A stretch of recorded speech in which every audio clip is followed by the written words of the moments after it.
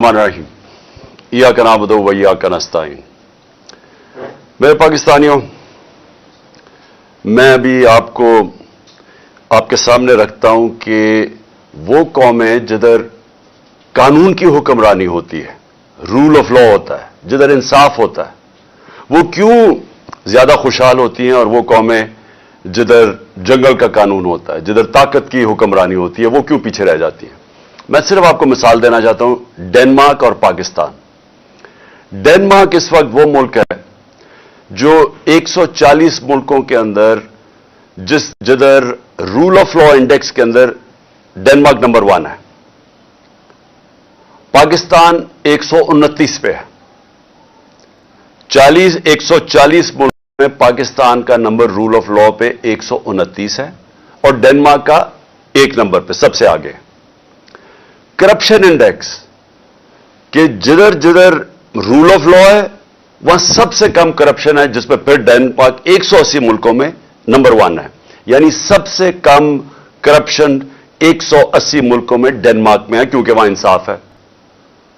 और पाकिस्तान 180 मुल्कों के अंदर पाकिस्तान है 140 पे। अब इसको ले ले के खुशहाली हम कितने खुशहाल हैं, वो कितने खुशहाल हैं। पाकिस्तान की जो औसत आमदनी है, पाकिस्तानियों की औसत आमदनी है, वो है $1,600। डेनमार्क की औसत आमदनी है $66,600। हम हैं $1,600 पे, वो $66,600 पे। तो जिस मुल्क में इंसाफ होता है वो खुशहाल होते हैं। वहां के लोगों को मुल्क से बाहर नौकरियां ढूंढने नहीं जाना पड़ता। वो बेचारे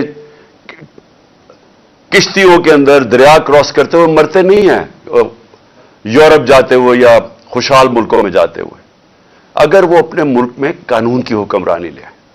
मैं ये इसलिए कह रहा हूं कि पाकिस्तान में जो इस वक्त सबसे बड़ा इस वक्त अटैक है वो हमारे रूल ऑफ लॉ के ऊपर है, हमारी आइन पे है, हमारी कानून की हुक्मरानी पे है।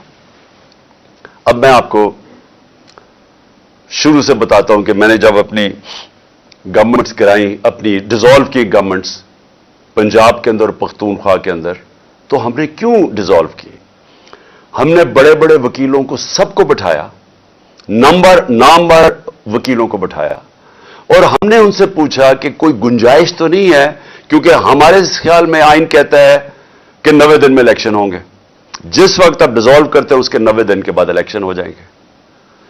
तो एक एक वकील, कानून का माहिर, सबका एक जवाब था कि 90 दिन के बाद आप इलेक्शन अगर नहीं करवाते तो आप आइन की वायलेशन करते हैं, आप आइन तोड़ देते हैं।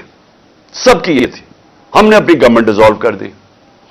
कोई अपनी गवर्नमेंट पाकिस्तान की तारीख में किसी ने कुर्बान की है, हमने कर दी। क्योंकि हम ये समझते हैं, और मैं चैलेंज करता हूं कि जो ये नहीं समझता, अगर इसमें थोड़ी सी भी अकल है, सारे लोग एक ही चीज समझते हैं कि ये जो हमारा माशी बुरहान है, जिसमें हम धंसते जा रहे हैं, हमारा मुल्क तबाही की तरफ जा रहा है, हमारा रुपया 100 रुपए से ऊपर डॉलर के मुकाबले में गिर चुका है, हमारी एक्सपोर्ट्स गिर रही हैं, टैक्स कलेक्शन गिर रही है, यानी हर तरह हम नीचे जा रहे हैं, कर्जे बढ़ते जा रहे हैं, आमदनी सुकड़ती जा रही है, बेरोजगारी बढ़ रही है, और महंगाई का यह हाल है कि कभी मुझे याद नहीं कि पाकिस्तान में आटे के या राशन की डिस्ट्रीब्यूशन पर लोग इस तरह मरे।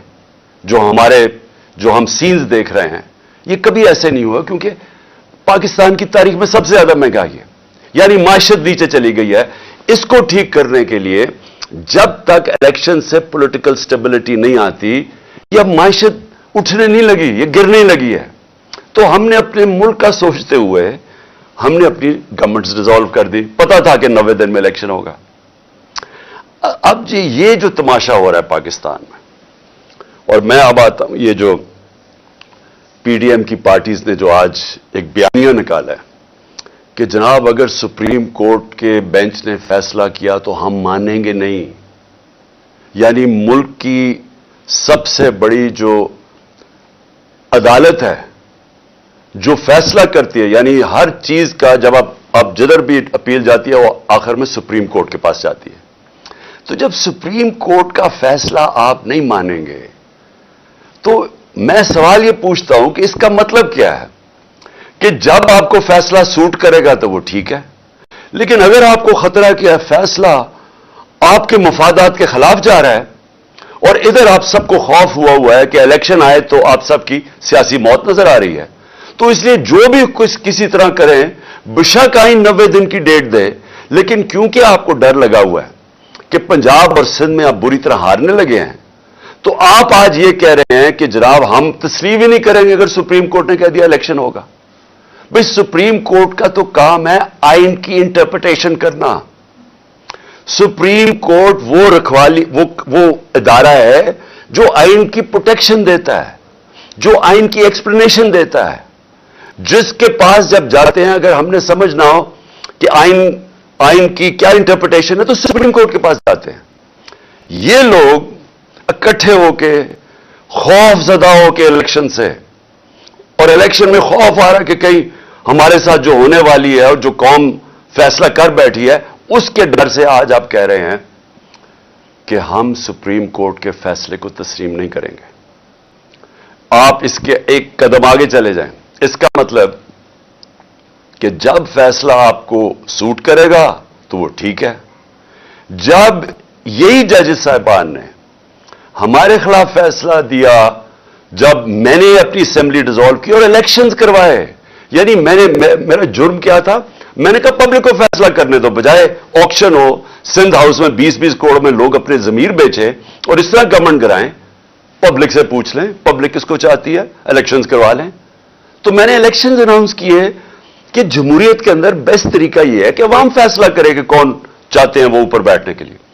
اس کے اوپر سپریم کورٹ نے سو موٹو ایکشن لیا اور فیصلہ ہمارے خلاف کیا. آپ سارا وقت اس وقت اٹھا کے دیکھ لیں، میں نے کبھی سپریم کورٹ کے ججز کے ایک کے خلاف بات نہیں کی. مجھے تکلیف کس چیز کی ہوئی کہ رات کے 12 بجے عدالتیں کھل گئی، کیونکہ مجھے ایسے لگا کہ ہم پتہ نہیں کتنا بڑا کچھ جرم کرنے جا رہے ہیں. تکلیف مجھے اس کی ہوئی، لیکن میں نے نہ ججز کی فیملیز نہ ان کے اوپر میں نے کبھی کوئی تنقید نہیں کی، نہ میری پارٹی کو حکم تھا کہ کسی نے تنقید نہیں کرنا. اب وہی سپریم کورٹ جب سو موٹو ایکشن لیتا ہے اور ان کو خطرہ کہ ان کے اگینسٹ فیصلہ جائے گا، اور فیصلہ کیا اگینسٹ کہ 90 دن میں الیکشن ہوں گا، یا بچے کو پتا ہے، چھوڑیں کہ سپریم کورٹ کے ججز تو بڑے ذہین اور ان کی کیلیبر اور ہے. آپ کسی میجسٹریٹ سے پوچھ لیں جو بھی بنیادی کانسٹیٹیوشن جانتا ہے، کیونکہ پاکستان کی ایک تاریخ ہے. ایک ڈکٹیٹر نے 90 دن کے الیکشن کہہ کے 11 سال تک حکم